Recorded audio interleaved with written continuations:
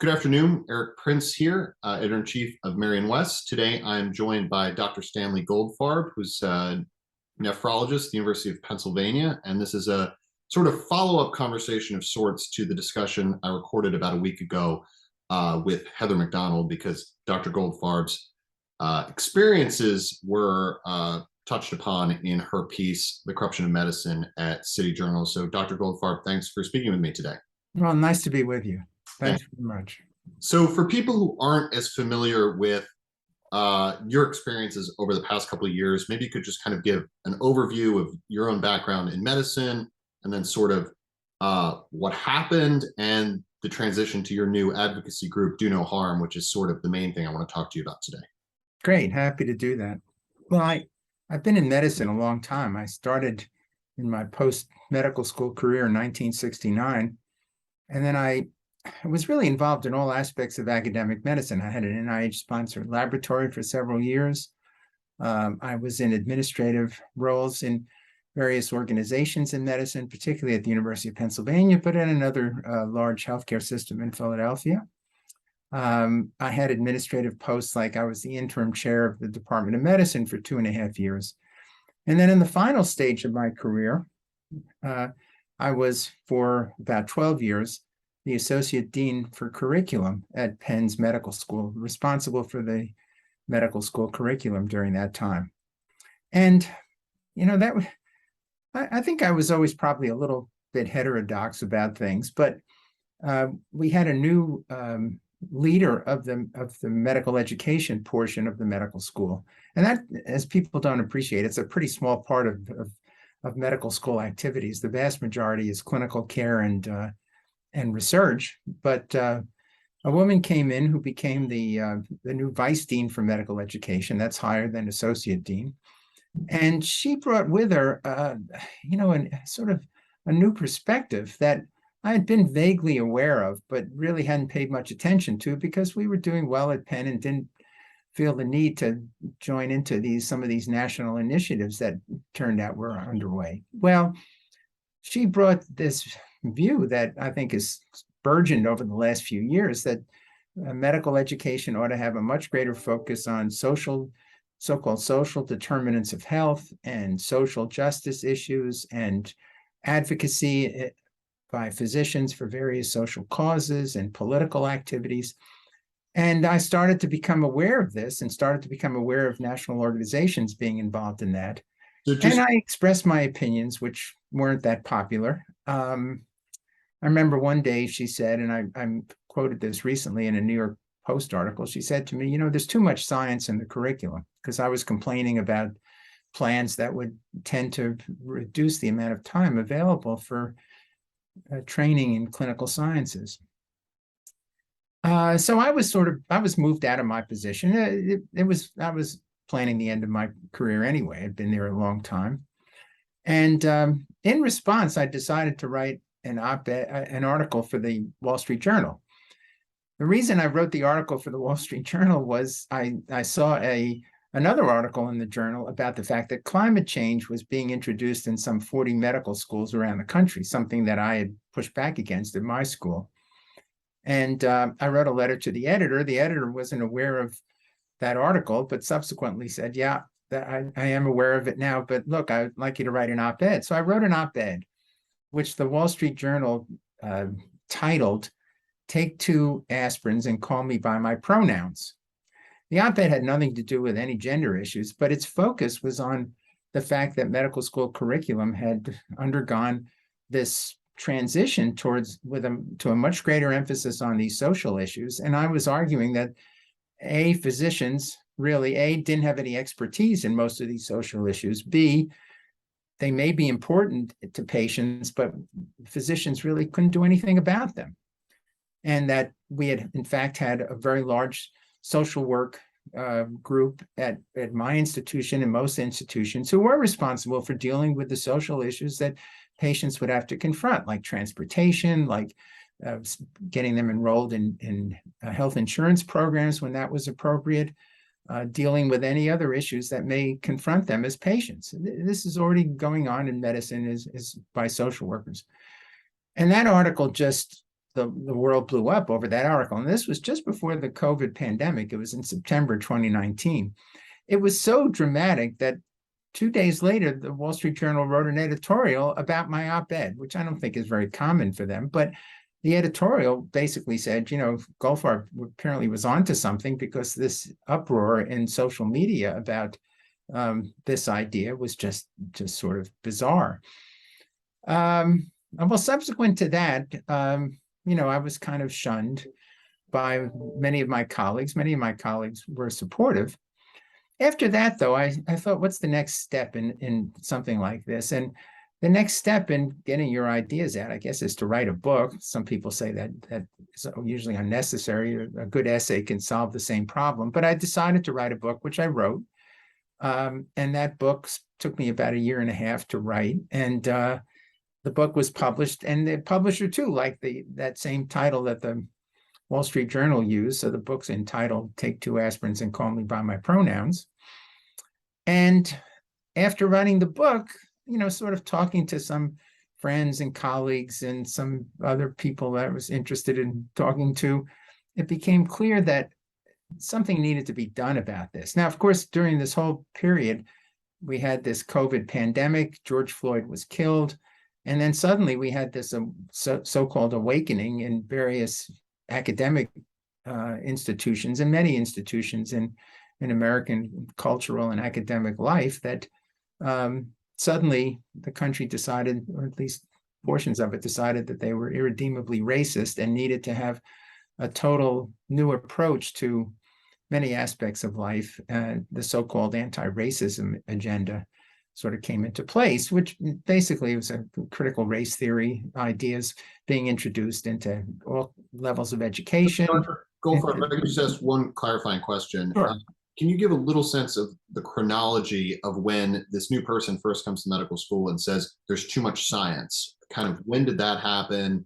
And yeah, she came about 1 year before I was removed from my position. I was removed from my position in the summer of 2019. So pretty recently. Yes, quite recently. And yeah. I wanted to ask you, because as you mentioned at the outset, you've had a lengthy career in medicine. When did you start seeing what is, as you said, basically critical race theory, and sometimes it goes under other names? When did you start seeing that kind of first, A, manifest at all, or B, reach a sort of mass where it could no longer be ignored? Well, yes, it was about, well, it pretty much started when she came, which was about 1.5 years before. So really recently. I left. Yes. Oh, yeah. This is all quite recent. There were, you know, this activity was sort of out there at a low level.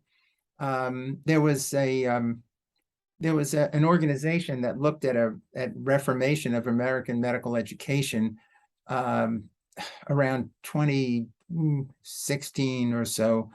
And they wrote some symposia about it, and there were some inklings of it, but it really was a very quiet activity certainly up until the pandemic, and then it just sprang full force once the George Floyd killing occurred. Because I think it's amazing, and I think we're still seeing the extent of the ramifications of the George Floyd killing, but that's when, as a lot of people drew attention to, medical journals, peer-reviewed medical journals, started issuing these statements. And now, as you probably saw, Jonathan Haidt just had to withdraw from a medical academic society that he's part of based on these mandatory diversity statements. But kind of, it was also hitting mathematics around 2019 with the Abigail Thompson letter in the University of California systems. A lot of people predicted. So as I've talked about with other guests and with Heather, for a long time, it seemed as though some people hoped that this kind of critical race theory was not coming for the sciences. It had hit law, it hit English departments, it hit literature, it hit the ballet, as Heather and I talked about. But then a lot of people said, well, it's not going to come from math, it's not going to come from engineering, it's not going to come from medicine, but it has. Yes. It has. And it has, you know, with full force, maybe more vehemently, maybe even than in these other fields, which we could talk about in a moment. Right. So I sort of interrupted your train because I Yes. just clarify a couple of things, but you were sort of telling your story about how you had the book, then you said something needs to be done. I think you were maybe segueing to your organization. Right, correct. Yes, that was the segue. So the book came out, and was kind of at a low level of interest, but some people saw it, thought it was interesting. And the book, which helps, I think, explain, where we're going now with Do No Harm, the organization that you mentioned, is I sort of saw the medical education and this current emphasis on woke medicine as mutually reinforcing activities. Whatever happens in medicine tends to begin in the academic world, maybe a little bit different than some other fields. And because academic medicine and the practice of medicine are very, very closely intertwined. Most of these academic medical centers and medical schools are the places where some of the most high-tech and most complex medicine is practiced in a community. So whatever goes on in the medical school tends to infiltrate out to the medical community and become the various standards of care. So it became obvious then that this was really moving rapidly, and that that perhaps things could be done about it. And we ended up starting our organization, Do No Harm, with the goal of eliminating discrimination in medicine. I mean, that's if I had to say, let's put your focus in one place, it's to eliminate discrimination in medicine, things that are going to separate people based on race or the perception of what race has done to medicine. And our organization is a membership organization and has a website, donoharmmedicine.org, where we have some 2,000 members now that have joined in, including physicians and nurses and patients. Now, the way it's been very useful, I think, has been the fact that it's become a place that people bring their stories. They've brought their stories to us. And these stories we've been able to communicate out to the world. And it's also given us tips, if you will, about organizations that perhaps in the name of doing good, I always like the Dickens description of doing good as the sanguine mirage of minds, thinking you're going to do wonderful things when in fact, often you do just the opposite. So we've had lots of tips about what's going on, and that's led us into various actions that we've now been able to perform. And I like the name of your organization. I like it a lot.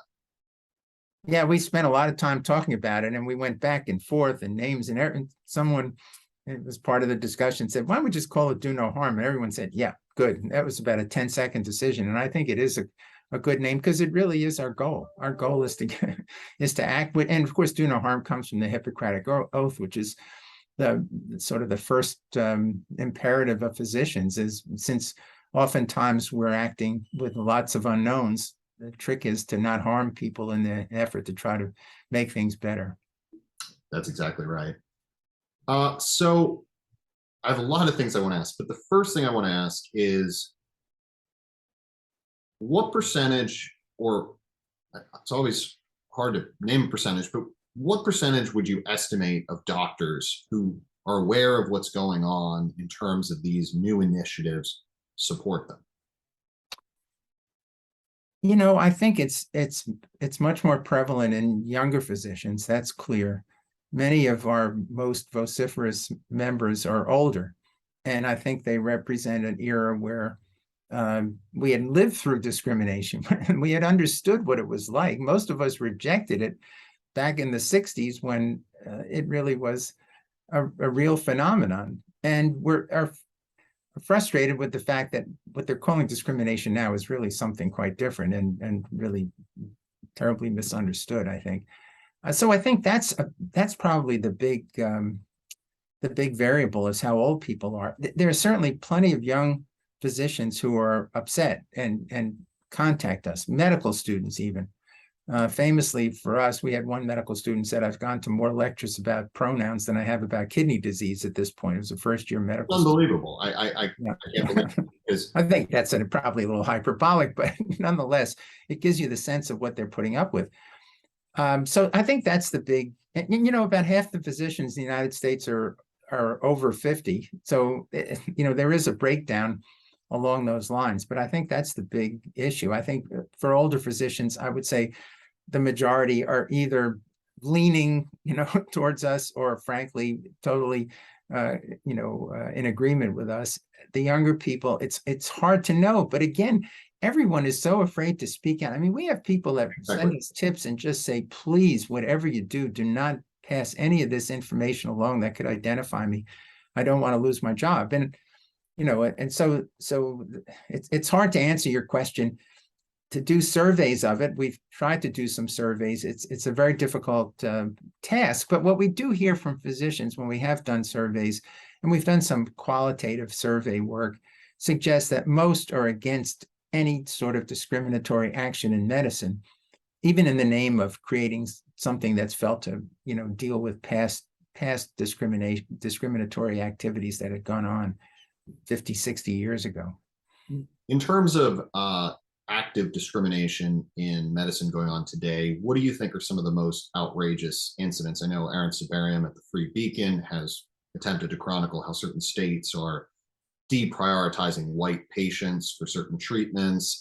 Some people were critical of certain, I don't know, sometimes it's hard to know what's rhetoric and what the actual policies are in terms of the initial COVID vaccine rollouts, where there was some rhetoric, and you may know better than I about the degree of the policy reflecting the rhetoric about trying to prioritize non-whites to receive vaccines. What do you think are some of the most egregious instances of this in your view? Well, it certainly started clearly during the COVID epidemic, or at its height. And a few states, I mean, New York was one in particular. New York City had some protocols to reserve monoclonal antibodies, which were in scarce supply, for minority patients.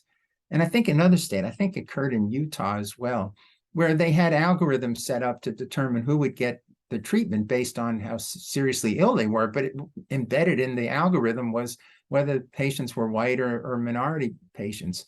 And being in a minority got you a few points. It was sort of like the Michigan undergraduate admission plan that the Supreme Court threw out years ago. Is you got points if you were a minority, then you got points if you were a minority with COVID, that gave you the opportunity to get the treatment if there was a short supply of it.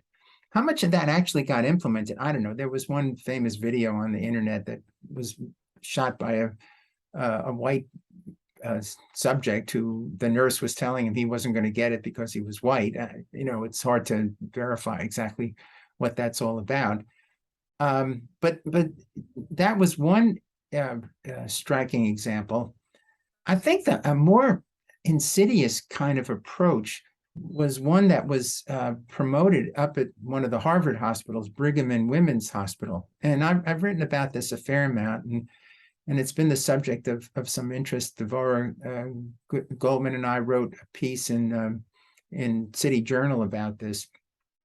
The program was to ask Black patients who were admitted to the emergency room at Brigham and Women's Hospital with a diagnosis of heart failure, which part of the hospital they wanted to be admitted to, whether they wanted to go into a cardiology specialty floor or they wanted to go to the general medical floor. Now, the reason they wanted to ask Black patients this, and they wrote up the plan to do this, was because they had looked at a historical sample of about 10 years and found that there was a small differential between the frequency in which white patients who came into the emergency room with a complaint of heart failure were referred to the cardiology service versus Black patients. Black patients were referred perhaps 47% of the time, I think, and white patients were referred about 58% of the time. A small but statistically significant difference. And they said, well, this clearly shows, like much of the literature on disparities in treatment and disparities in outcomes, they said this clearly shows that there was bias, because that's the only reason that this possibly could have occurred. But obviously, there are other possible reasons why that might have occurred. And when I looked carefully at the article, I noted that the two patients had different kinds of diseases. Chronic kidney disease is much more prevalent in the Black community than it is in the white community. About 50% of the dialysis patients in the United States are African American or Black, even though they make up, a much smaller portion of the population. And when patients with kidney disease come into the hospital with heart failure, the treatment for them is a dialysis treatment. The white patients who showed up at Brigham and Women's had more heart disease, primary heart disease. The Black patients had more kidney disease. So it seemed to me that the likeliest explanation was simply that the two patients were treated differently based on clinical decisions. Well, they really, they did very complicated, fancy statistics, but in the end, these two clinical differences persisted. And yet the plan was to change the way they referred patients within the hospital.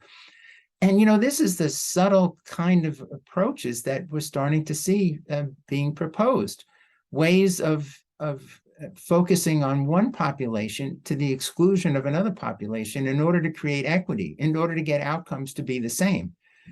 Whereas the right plan is always to improve care for everyone. There's always room for improvement. And if you find a plan that improves the care for one group, you ought to apply it to all groups to make sure that everybody achieves improvement. So I think that's what we're really starting to see is they're subtle, but they're definitely aimed at different treatment algorithms, different treatment approaches for one group versus the other. And if I could take a second just to point out that there are real disparities between Black and white patients. And I think most of the disparities that I think even the greatest advocates for so-called, woke medicine would point out is that most of the discrepancy are due to access. And if groups can figure out ways, which I think is mostly a government function, to figure out ways to improve access, to improve health literacy, to improve patients seeking healthcare early in the stages of disease, that's I think it's pretty easy to justify that. What's not justifiable is to say, okay, now when they get to the healthcare system, now we're going to start treating them differently because they've had supposed past discrimination has led to their problems. When their problems are much more complicated than that and due to many kinds of factors besides theoretical discrimination. And B, if there was discrimination, it occurred so many years ago, it's very hard to apply it to current modern healthcare. Well, I feel like not only that, we have heard a lot about, for instance, vaccine hesitancy among Black populations, and it seems as though perhaps harping on these past topics all the time is potentially could serve to actively dissuade these would-be patients from seeking out the medical care that they ought to seek out. Oh, no, that's absolutely right. And there are data to show that mistrust by Black patients is quite high of the healthcare system. And I think the vaccine hesitancy was a very good example. I mean, really, and to this day, there's still large portions of the population, despite huge efforts to include them in the group that have been vaccinated against COVID. There's still a big discrepancy between the frequency of vaccination in the two populations. And the only way to explain that is distrust. Communities have stood on their heads trying to get, the Black community to have a much higher participation rate. Mobile vans going out to give vaccines, and I'm all for that. It's fine. I mean, it makes sense for the community, but don't tell me it's because doctors are not wanting to care for Black patients. That's the sort of the myth, the meme that I find so distasteful and wrong, is that the reason for these discrepancies is because of actions on the part of physicians. That's the part actually believe that. Do people within the medical community actually believe that some sizable segment of doctors are actively trying not to treat Black patients? I don't think it's so much active trying to treat. There's just, when I would say two things about that. One is much of the research in this area, and there's a huge amount of research that goes on in this area trying to study discrepancies, blames it on bias, usually without a shred of evidence to support that. And secondly, institutions widely declared themselves irredeemably racist, back after the George Floyd killing. And they had these groups like White Coats for Black Lives, which are mostly students that, put on various kinds of events supporting this, standing there and, beating their breasts and saying, yes, we've been racist and it's time that we really do something about it, as if they haven't been doing something about it for the last 60 years. which they Yeah, have. I think you agree. They've tried every which way to increase the number of Black medical students, for example. You could argue about what the point of that is, but they have, and yet they haven't been very successful about it for reasons we can discuss. Institutions have done all they can to, have more patients come to the hospital. That's the goal, whether they're Medicare, Medicaid patients. And, they've had all sorts of community outreach programs, and yet they turned around at that point and said, no, none of that was real. We really were racist. And by saying that they were racist, they implied that their staffs were racist and that their staffs were participating in racial discrimination. And again, there really is no evidence for that. It's a complete made up thing that people spout over and over again without proof. And there are many examples of this. And I'd say to a very great extent, it's been perpetuated by the media, who have seen this narrative as a very appealing narrative to take up. And every time you see an article in the newspaper, and you're able to read it with insight because you know the field, like, many physicians have the opportunity to do, you realize how slanted these articles really are. And I could give you some examples that are just pretty outrageous, but yet there they are. So do you or do no harm take a position on affirmative action in terms of medical school admission? Well, I think our position is that the best and the brightest ought to be admitted, that we shouldn't be admitting people based on their racial characteristics. Now, I don't know what you want to call that, but whether those are Asian students, whether they're, Latino students, I really couldn't care less. I couldn't care less if the entire Penn Medical School class were made up of, one group of people that emigrated from some part of the world, whatever. I wouldn't care if the entire Penn Med School class was made up of Black students. I couldn't care less, as long as they were the best applicants that were available. And every school should seek that out. There are 2 applicants for every medical school spot in the United States. There's no reason to do anything but to take the most accomplished students that have had the most, academic achievement. And the reason I think that that's a fair assessment is because I think, medicine to a very great extent is an academic pursuit. Mm-hmm. Being able to handle lots of information, to know what's correct, know what isn't correct, know how to apply new information. This is basically very much of the sort of achievement that education measures, and it's not about who's going to be able to have the run the fastest, memorize the most. It's who's going to be able to handle information in a very effective way. So I think using those kinds of criteria for deciding who should be admitted to medical school is correct. And I just don't think that, space should be reserved in medical school classes just based on someone's color. I think that's wrong. And to state the obvious, and I've talked about this, as I mentioned to you in our initial email correspondence for a few years now, the stakes are higher here. So obviously, I think that there's a lot of truth to what you're saying. In, for example, Heather McDonald and I were talking about the ballet and these efforts for affirmative action in the ballet, and we both think that that's very silly. But in this case, I would say it's not just that it's silly, but there's life or death consequences here, and that's why I think this matters so much. Yeah, well, I think that's the case. It's always, you don't want to sort of spout, support of your own career choice because what you do is more important what other people do. But in fact, it's really very important. It's people's lives, it's people's health. And again, what we're talking about here is a small portion of the medical workforce, but I've sort of gone through the numbers in my book and thought about this. And you can make the case that there are several hundred people each year, maybe a few more, entering the medical workforce every year that really shouldn't be there, that are being carried through, that entered medical school without having demonstrated, the best academic record, and then being carried through medical school and getting into residency programs, having been very, very marginal students in medical school. In medical school now that it's almost impossible to fail out of. Medical education now has something like a 98% graduation rate, which is far different than many other professional schools where the attrition rate is much higher. Comparatively, when you were a medical student.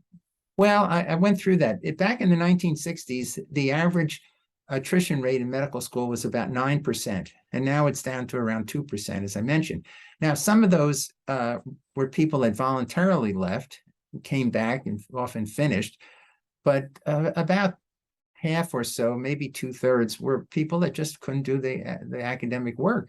Right. And that number seems to have disappeared, that attrition rate. And the only explanations for it are they're smarter now, they work harder now, or the standards are lower.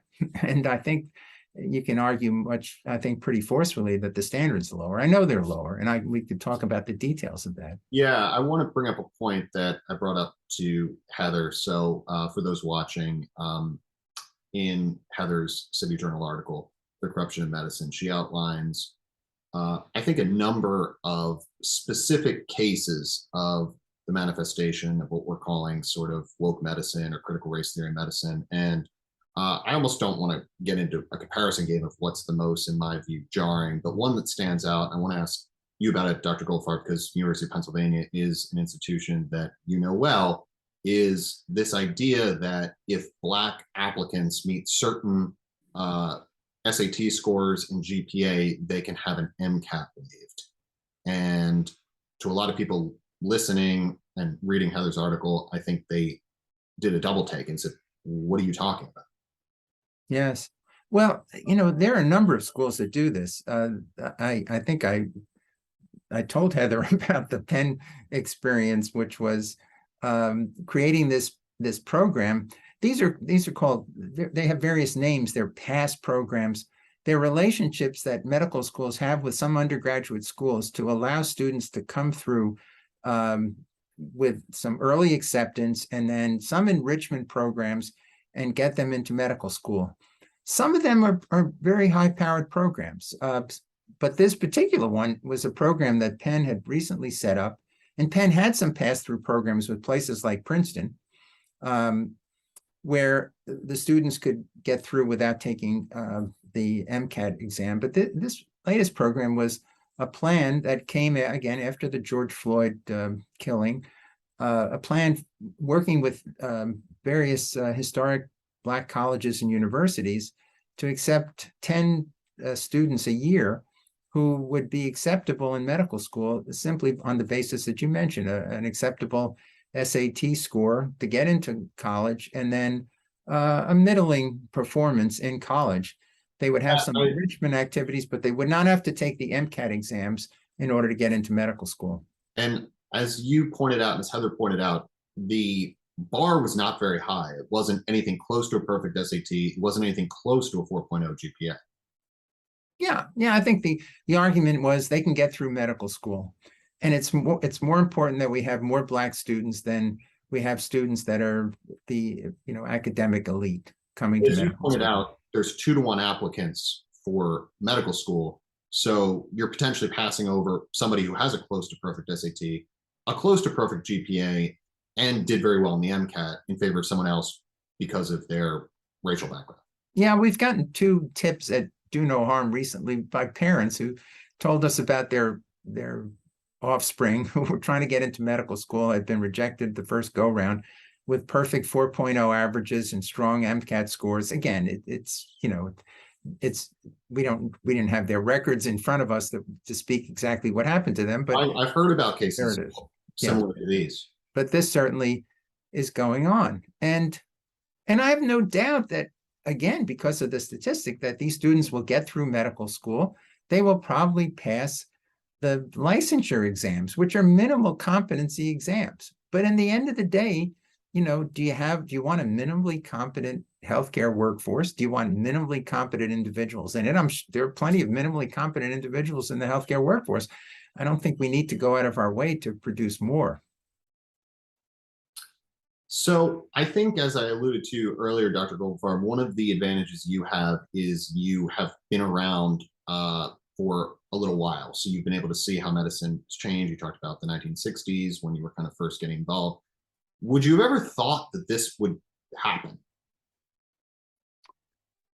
No, I really, I think the direction it's taken, it's such an anti, it's such a lack of freedom of thought. It's such a a constricting view of the world that is being foisted on us. I'm really quite, it's really become quite shocking and very discouraging. It was especially for those of us who started out in the 60s when, there weren't any Black students around, and there were brilliant Black students that were being turned away from, I'm sure, that wanted to come to medical school, weren't able to get in or weren't encouraged, what have you. And then to see, this flowering that occurred where it seemed to be the best and the brightest were going to be accepted no matter what their ethnicity, what their race was, whatever, and then all of a sudden we went back to where we started, where now we're going to make sure that people are excluded if it doesn't meet the racial quotas. And frankly, they are racial quotas. I mean, what people talk about is anytime there isn't an example of a cohort in an organization that reflects the population that from which the organization draws from, that represents an organization that needs to have racial re-education foisted upon them.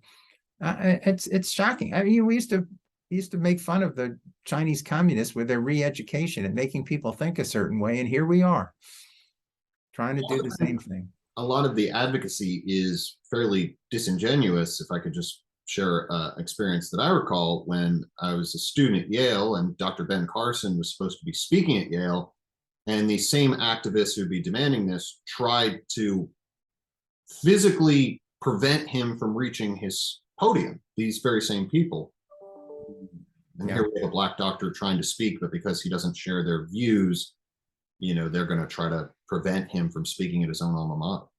And I talk in my book, I one of my arguments that against this notion that the healthcare system is racist was the example of 4 Black physicians who rose to the very highest levels of the organizations that they were in, and the leadership organizations in American medicine 30 and 40 years ago.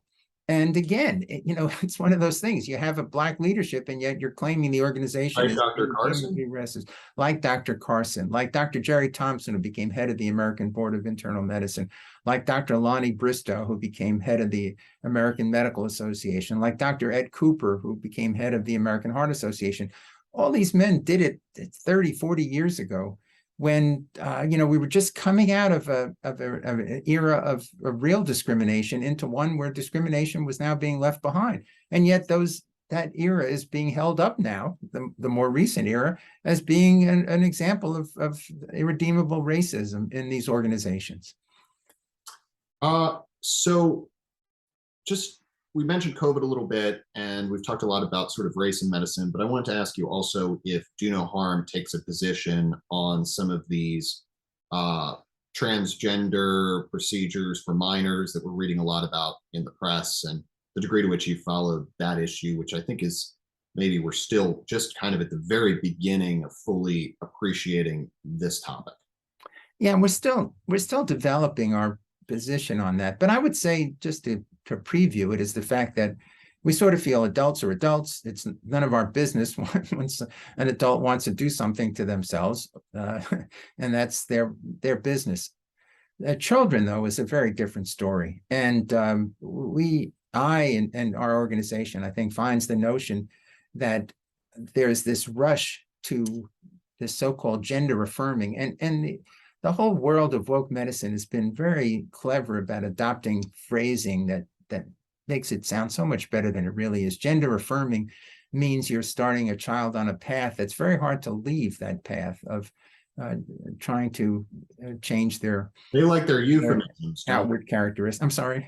They like their euphemisms. Yeah, it is. And and we're very much in the camp of the European nations now, like Sweden, Netherlands, UK, which have really put a halt on this very liberal use of these treatments like puberty blocking agents and various sex hormones to be administered, and of course, even the idea of some surgical procedures, that they can only be instituted in very rare cases where there's been very strong documentation of the psychological profile of the child, and that there is a justification. Occasionally, rarely, there probably are children that this is the right thing for them to do, but it's a rare event, and it's to be treated in this very, cavalier fashion with high school nurses and counselors supporting children even earlier than high school into the use of these agents. I think is just something that society cannot and should not tolerate without very strong protocols that speak to careful examination, careful analysis, and another euphemism, or I don't know, euphemism isn't the right word for it, but they call that conversion therapy.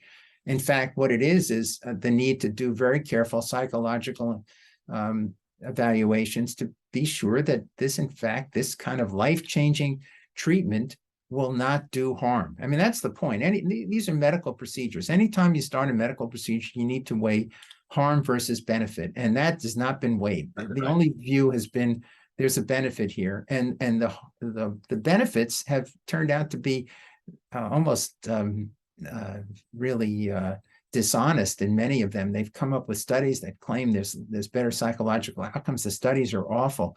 So the evidence that's available to suggest that this treatment is proper and that we understand which children would really benefit from it and not be horribly harmed by it is just not out there. And yet the treatment goes on, and this is very inappropriate. So you alluded to this a little bit, and Heather and I discussed it, and physicians I know personally tell me the same, that those who disagree with sort of the current spirit of the times in medical schools, in hospitals, are afraid to speak up. And you mentioned that a lot of the people who are sending you information are doing so anonymously. Obviously, professors who are emeritus and such maybe have a little bit more ease to take these positions. Is it hard to get a 32-year-old early in his career doctor to sort of join your efforts? Is the extent of this suppression of free speech to that degree where one has to either be independently wealthy or retired or in some sort of kind of unique position? I know at MW we had some writers who from Jump Street were critical of the COVID, some of the early COVID policies, and I noticed they were often doctors who had their own practice and kind of had, they owned the business and they didn't work at a hospital, and maybe their patients weren't reading the papers or didn't care what they said. Is it hard if you work at a hospital or you're early in your career to take these positions? It's not hard. It's career ending, really. Wow, that's quite a statement. No, I think that's right. I think anybody who tries to do that will be shunned. I mean, I was shunned just making some very modest. Share a little bit more about that. I wanted at the beginning maybe to just talk a little bit about kind of what it looked like when you were shunned. I read it about a little bit. I saw there are some petitions on the internet to denounce Dr. Goldfarb, which I know I shouldn't smirk or laugh because that's your life, but I'm just thinking, a doctor wants to share a viewpoint and there's a change.org petition to denounce him. I can't. Yeah, I mean, it's very interesting. You have to go back to the McCarthy days where the goal was to really harm people that had a different viewpoint than you did. But what you're saying, I think, would have been just common sense 7 years ago. Well, it certainly it wouldn't have been, I'm sorry when this pinging goes off here. I think there was a time when there was much more tolerance for people's other ideas, when we used to talk, debate, argue, and I think it still goes on, except in this academic world where there are a relatively small number of activists whose voices are louder than anyone else's, and the organizations are willing to tolerate them. So if you and I recorded this same discussion and you were a second-year resident in nephrology, you might be kicked out of the program or something. or couldn't get there? I'm not sure you'd be kicked out. The problem is it would be so uncomfortable for you socially, and you know the in these medical organizations, people work together in very difficult circumstances. There needs to be a pretty good morale, and you need to feel comforted. You know, it's interesting. We had there was a piece in the Wall Street Journal this weekend by one of the staff members of Do No Harm, who was a nurse who was forced out of her position because she refused to answer a question on a implicit bias training that she had, the way that the organization expected her to answer. So, I mean, there really are examples of people losing their jobs, but, you know, I think most organizations understand that that there are some legal constraints on them, and so the pressure ends up being a much more of a social one than anything else. Now, I may be being pretty naive about that, and there may be places that would just fire people outright, but you certainly would be made to feel very uncomfortable. I know when I wrote my Wall Street Journal article back in 2019, I walked down the hall, people wouldn't look at me. People, not only people that I knew very well, people that I was very instrumental in having good things happen to them in their careers because of the positions that I held, and they didn't want any part of me. You know, that's how deep the loyalty goes, I guess. Because historically speaking, one thinks of, and not that these issues are clearly delineated between Republican, Democratic Party, but historically think of a lot of doctors kind of being Republican. I remember the doctor I see, when he heard that I'd been on O'Reilly's show, was like, "Raw, good for you." Is that changing? What's kind of going on that way? Yeah, well, I think the left has captured academia. Physicians come through academic organizations. I mean, you look at most college campuses where all of the academic physicians resided at one time or another as students. You find that, you know, there's a huge preponderance of individuals who see themselves as progressive. That's particularly true in the, you know, coastal cities. I just saw some data where it's in the South, maybe there's, and maybe in the Midwest, there's maybe a little bit better a balance in viewpoints. And then they became, you know, the leaders of academic institutions, and there you have it. You know, that's the current mindset of the institution, because that's the mindset of the leadership of the institution. So I have one last mini topic I want to touch on, and then I want to close with a final question. It's the same question I asked Heather as the last question in the discussion she and I had. But you've sort of alluded to this a bit about this kind of culture of a chilliness of sorts towards any dissenting opinions. Sort of a lot of the positions you were starting to take in 2019 were immediately prior to the COVID pandemic. Do you have any thoughts on A, sort of the discourse around COVID, or B, the degree to which various policy measures that played out differently in different states were respectively the right move versus the wrong move? Yeah, you know, I mean, I know you're a nephrologist. You're not. I think the truth about the COVID epidemic was nobody knew what the hell they were doing, and it's perfectly understandable because no one had ever been through anything like that. People made decisions. The problem, I think, was they made decisions, and when the data said their decision was a wrong one, instead of saying, you know, we need to change things, they were stuck in these political positions where politicians seem never to be able to admit they made a mistake.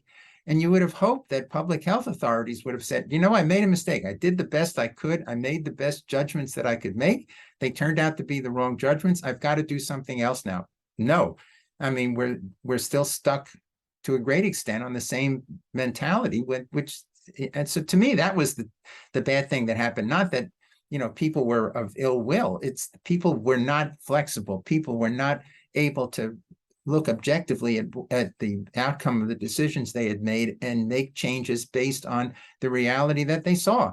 And to me, it's and it became totally politicized, and there you have it. And after that, I mean, I don't get into the midst of whether this vaccine is good or bad. There are experts that speak about it. There are some experts I really follow their opinion because they have been able to say, we should have done this, we should have done that. Paul Offit is one. I'm sorry, Paul Offit is one who I keep listening to because he's really been an extremely balanced view of it. When he thought things make sense, he supported things. When he thought they didn't make sense, he went against them. And unfortunately, many of the public health officials didn't do that. I mean, the great example was the mask business, where they told people not to wear masks. They knew, of course, if you really wore a good quality mask and you were exposed to an airborne infectious disease, you might not get the illness. I mean, everybody knows that. It made sense. Instead, they said masks were unimportant because they were trying to preserve masks for the healthcare workers instead of being honest with the people. And then after that, then they became sort of obsessive about masks when they knew damn well that the masks that they were asking people to wear weren't going to do any good because they weren't of high quality. So the whole thing was just politicized beyond words and people were stuck in positions that they shouldn't have been stuck in. Well, yeah, I used to get some flack from my kind of very right of center friends and colleagues in the beginning days when I wasn't rushing on the train of denouncing Governor Tom Wolf. And I always said, I'm just grateful that I'm not the governor because I wouldn't know what to do. These are really hard calls. And at least at the beginning, I'm going to give the guy the benefit of the doubt because I wouldn't know what to do. They still, let me tell you something, they still don't know what to do. If you think they have an answer to how to deal with this, they don't. I mean, clearly, people are still dying with COVID. Here you have China locking people up. Other places are ignoring it totally. And I think, it's just, that's the reality of airborne epidemics. It's almost an impossibility to control a population under those conditions and not, wreck the economy of a population, destroy all these educational advances that had occurred and so on. So it's just a very difficult problem. And they're just not honest in speaking about their inability to really know what to do. So sorry. I'm sorry. I would like to mention a little bit about Do No Harm's efforts because, endlessly you hear people laying out, all the concerns about this. And the question is, what are you going to do? What are you going to do about this chilling of free speech and thought that's going on in medicine and push for diversity in the place of meritocracy? And we've been pushing hard against it in both a legislative fashion, which is on our agenda, is to look to states and to try to ask for new laws and regulations put in place that are going to push back against, for example, forcing physicians to take implicit bias training if they want to get their licenses renewed, and asking medical schools to be transparent about their admission policy so the public, particularly in publicly supported medical schools, would have a chance to see exactly what kind of students their medical schools are taking in. And then we've also done pushback in ways of using legal recourse to push back against activities that we see as being really illegal. There's the only word for it. Various discriminatory practices that even the government is asked to put in place in Medicare payment systems, in some of the scholarship activities that have gone on in various medical schools and academic medical centers, and even in a medical journal. We have sued Health Affairs, a very prominent medical journal, because they had a fellowship that excluded white people from participating in it very overtly. And their pushback is, I've seen some of these. People have shared with me, kind of, I suppose, like they share with you, fellowships that are not open to white applicants. Yes. I'm sorry. What was the question? How many? No, I just said that I've seen this yes. fellowships not open to white applicants. Yes, no, and they advertise it. And again, they think it's the right thing. What they don't understand is it's against the law. That's the whole point of it. We have civil rights laws that preclude individuals who take government funds from discriminating on the basis of race. And yet they think it's perfectly fine because in their minds, they're going to make up for past wrongs. And there are lots of ways to make up for past wrongs, but to discriminate against another group of people in real time is not the way to do it. And, I must say, this is the Ibram Kendi view of what anti-racism means. And, people don't want to hear this, but in fact, what he says is that past discrimination can only be remedied by present discrimination, and present discrimination needs to be remedied by future discrimination. So his argument is, well, yeah, this is exactly what we need to do. We need to discriminate against white people in order to make up for what went on 50, 60, 70 years ago. And I don't think the American people really want this. And I hope they don't want it, because I think it goes against our ideas of what America is about and what opportunity is supposed to be about. And, if there are discriminatory activities that are going on in healthcare, we do no harm or against it. That's all I can say.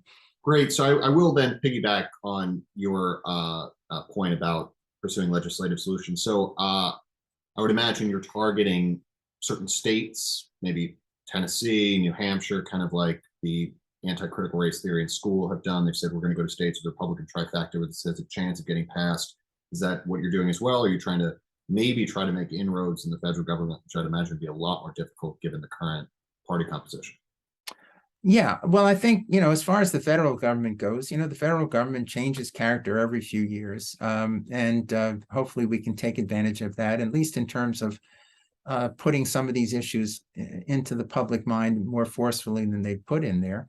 But you're right about states. I mean, most of medical care is regulated at the state level, particularly the educational aspects of it. So we're looking for those states then where we have the opportunity of having some effect to push back against these discriminatory practices, and practices really that are going to ultimately lead to a lower quality healthcare system. That's our point. Our website, for those who are interested, donoharmmedicine.org. And we're interested in membership. This is not a fundraising activity. This is a membership activity, because we want people who feel the way we do to be able to express themselves. And our site is a good place for them to express themselves and see what sorts of activities we can pursue that would improve things when they find problems that need improvement. Well, I would imagine, given the current sort of tenor in states like Florida and Texas and Tennessee, you'd probably have a lot of sympathetic ears there.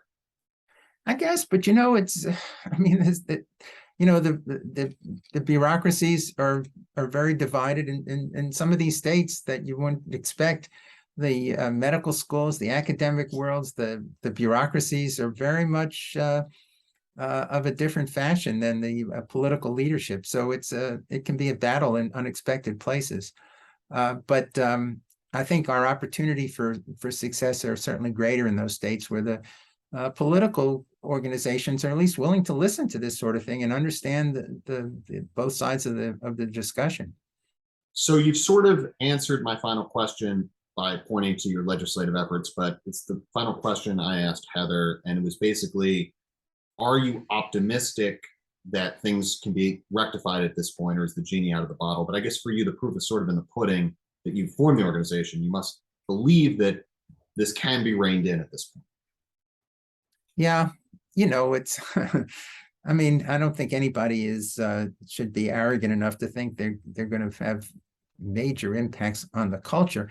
I saw a recent article that suggested that there's such a thing as right-wing chic now. That's is that in City Journal? Yeah, or someplace. So that maybe people will get fed up with something. The cliches are so ridiculous in some of these, and I think the people get bored intellectually fairly easily. So it may very well be that our time will come as well.